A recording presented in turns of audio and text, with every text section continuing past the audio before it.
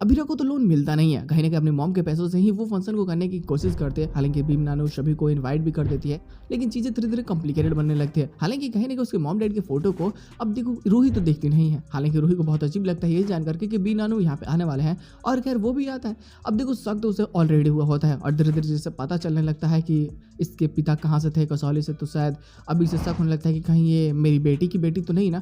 अब यहाँ पे ना ये जानना चाहता है उसकी माँ का नाम क्या है, हालांकि इसे पता नहीं होता है। अब मनी से बहुत परेशान, घर के कुछ लोग भी परेशान होते हैं कि आखिर ये चल क्या रहा होता है। लेकिन चीजें फास्ट फॉरवर्ड होती है तो यहाँ पूरा फोकस शादी पे ही होती है। हालांकि चीजें यहाँ से बहुत अच्छी भी होती है, क्योंकि इसका पोस्ट सीन देख कर मजा आ जाता है। हाँ, एपिसोड में कुछ चीजें और भी होती है, लेकिन वो सारी चीजें कोई मायने नहीं रखते, बस वो टाइम वेस्टिंग होती है। और कहीं ना कहीं सारा इंतजाम अगर अभीरा ही की है तो कुछ और बातें करना थोड़ा अजीब हो जाता है, क्योंकि वो अब इंडिपेंडेंट बन चुकी है।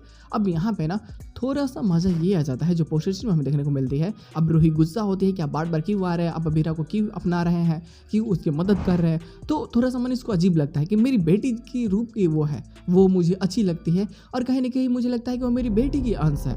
अब यहाँ पे ना सारे समझा रहे होते हैं, लेकिन जब रूही फोर्स करने लगती है कि नहीं आप यहाँ से चले जाओ, बहुत दूर चले जाओ, चाह रहा होता है, तो सोचता है एक बार मिल लेता है अभीरा से। और जैसे ज्यादा मिलने के लिए तब तक तो अभीरा के मॉम डैड के फोटो देखने के बाद में समझ आता है कि अभीरा किसी और की नहीं बल्कि मेरी ही बेटी की बेटी है, मेरी नतनी है ये। यही सारी चीजें जानने के बाद में तो ये समझ जाता है कि भाई जो भी लफड़े हुए थे ये सच में बहुत ही ज्यादा कॉम्प्लिकेटेड थे। अभिमन्यु के साथ में जो रिश्ते पता नहीं कौन क्या हुआ, इन सभी चीजों को लेकर के सबको सच्चाई बताने का जिम्मा अभी अपने सर पे ले लेता है कि जो अभी तक गलतफहमी पैदा हुई है इन सबको खत्म करने का समय आ चुका है। लेकिन हो सकता है कि उससे पहले इस कैरेक्टर की एंडिंग भी हो जाए, क्योंकि भाई अगर अभी सारी सच्चाई पता चल गए तो तमाशा वैसा नहीं होगा जैसा होना चाहिए। फिर स्टोरी लाइन में थोड़े ना थोड़े लूपहोल्स हो ही जाएंगे जो कहीं ना कहीं इसको और ज्यादा बोरिंग बना देंगे। तो जिस कारण अब इस कैरेक्टर को थोड़ा सा हटाना बहुत ज्यादा जरूरी हो सकता है कि कोई मेजर एक्सीडेंट देखने को मिले। मैंने इसका जो चीजें होगी यार देखते लोग स्टोरी लाइन मजेदार तो होने ही वाले, साथ में एपिसोड की एंडिंग करते जाती है, और ये सारी चीजें पोस्ट क्रेडिट नहीं होती है, जिसमें बस मन इसके सामने चुनौती है कि उसे सच्चाई बतानी है, लेकिन वो बताए तो बताए कैसे बिना सबूत के। मजा आने वाला है। तो बस यार आज के एपिसोड हम लोग मिलते हैं बहुत जल्द किसी नए वीडियो के साथ में, तब तक के लिए बाय।